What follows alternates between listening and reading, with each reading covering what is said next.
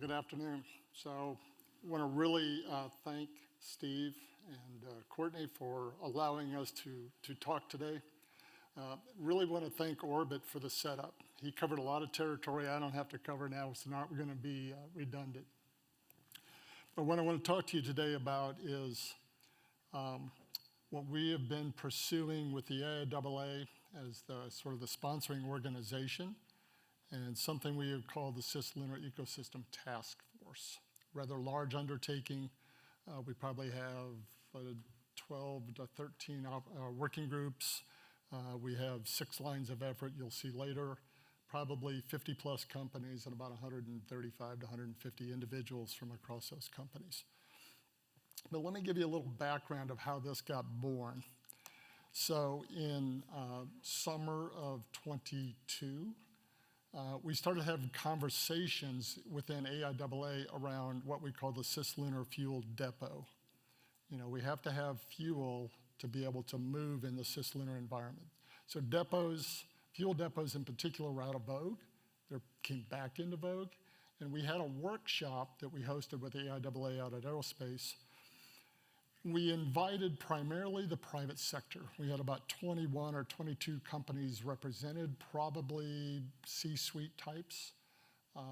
And we opened that meeting not with an engineering discussion on the problem. We opened that meeting from a business discussion. Actually, Michael Mealing right here was the keynote speaker and helped us set the tone around helping identify and characterize a market that is not defined today. And more importantly, got us to focus in on value chains. You're going to see that permeating this discussion. And then how do we bring that back to individual companies and help them close their business cases so that they will undertake this rather audacious attempt. Now, what we reference up here is the National Space Policy. That's our guide star. The first phrase there is what we are focused on. It's about extending the economic activity here on Earth into space. So when we define cislunar, it is, if you go talk to DoD, they're going to say it's beyond geo. You could talk to some other people that are going to say, well, maybe it's geo and out.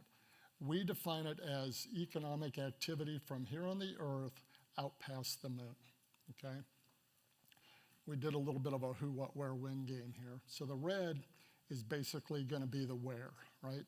Space policy of the United States says we're going to have a human presence on the moon. So that defines the where. Who is going to be government, private sector, international? You've heard a lot of discussion. Beyond Earth Institute through this session here has brought a lot of that to bear. Then it gets down to the what. And you can see the 3 activities there: science-driven exploration, which could be Artemis, space resource utilization, and then human missions onto Mars. So 1 and 3 we'll set aside and say, let's call those Artemis for the moment. Let's focus on space resource utilization.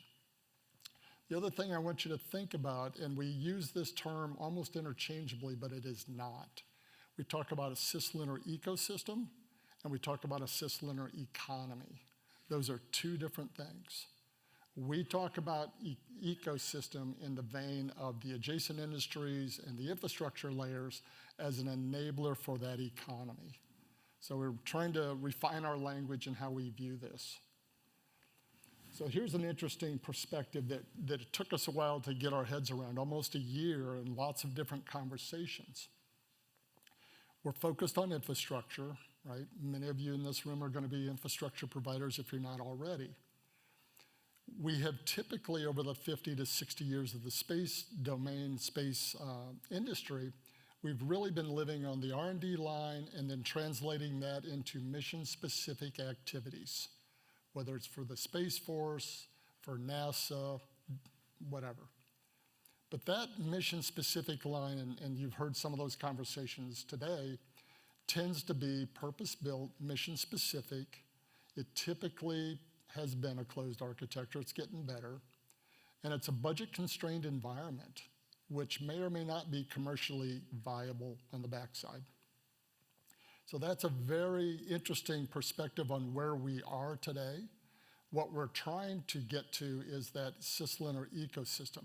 And I thought the CLD discussions was very good. Jeff Manber's conversation was excellent because it starts to show how we are building from that mission line, typically shuttle, station, and now how are we trying to transition all of that knowledge and expertise into a viable business on that ecosystem line. So when I look at the CLDs, I'm less interested in the use case, which is continuing, the permanent presence and the science research. I'm more interested in the companies that are executing that use case. So think of shuttle, I'm a shuttle ops guy, crew training, mission control, safety, launch, payload integration, all of those functions that took tens of thousands of people. Now you've got to transfer that knowledge to the private sector, and they have to be able to streamline it and fit it inside of a business case that closes. Not only closes, but stays closed so that they have an enduring profit. That's a real tall order. So we're interested in those companies being successful because they will take on other use cases beyond just CLD, okay? Very important. All right, so this is a really dense chart, so let me unpack it for you. So in the task force, we've set up 6 lines of effort, right? The top 3 around governance, strategy and policy, commerce, those are more economic in nature. The bottom 3 tend to be more the traditional technical topics around the ecosystem, okay? So that's how we're organized, that's how we're operating. On the far right side, we've done enough work over the past year that we've started to characterize what organic economic activities might take place out in the cislunar economy of the future. We don't put a time date on it. What you'll also see there is fuel from volatiles, commodities from minerals, and I think Michael Orbit poked at it here earlier. That future horizon is a partial value chain. What we don't show yet is who's going to buy the fuel, what are they going to do with it, and what economic activity comes from that. So we're just looking at the low-hanging fruit on the value chain, kind of up to the infrastructure layers, and we haven't figured out who the customer is yet. But we're going to start poking at that. So if you look back at NASA's Artemis and the ADD, right, they've created 4 segments. We're sort of in that vein. We typically are looking at segment 3, kind of that sustained presence on the moon. But again, that far right future horizon is in the future. It's that shining city on the hill that we all aspire to. We've got to bring this back to something that is actionable, back to what Orbit was saying, right? Speed and scale, right? This is a competitive environment. So what we're focusing on is we're going to take a sort of a big use case called ground truth. We have 50 years of scientific data around the moon. It's probably not good enough to inform exploitation activities. Where's the mining company going to land tons and tons of equipment on the moon to extract the minerals and the volatiles? We don't know that with enough granularity yet to make those big bets on a location, okay? So our focus is going to be on what we call cislunar resource characterization. We're trying to figure out if there is a there. We may come up with a dry hole and go, no, there's not enough strategic reserves to make those bets. Right now, our focus is to characterize that market, use that CRC as a proxy for that ultimate market signal that comes from the future horizon, but really drive out what is needed. Again, back to what Orbit said, what do I need in terms of infrastructure, right? What I need to build now to be able to generate that ground truth that'll tell us whether or not there is an economic value to the moon, okay? That's really what we're driving to in the next year to 2 years.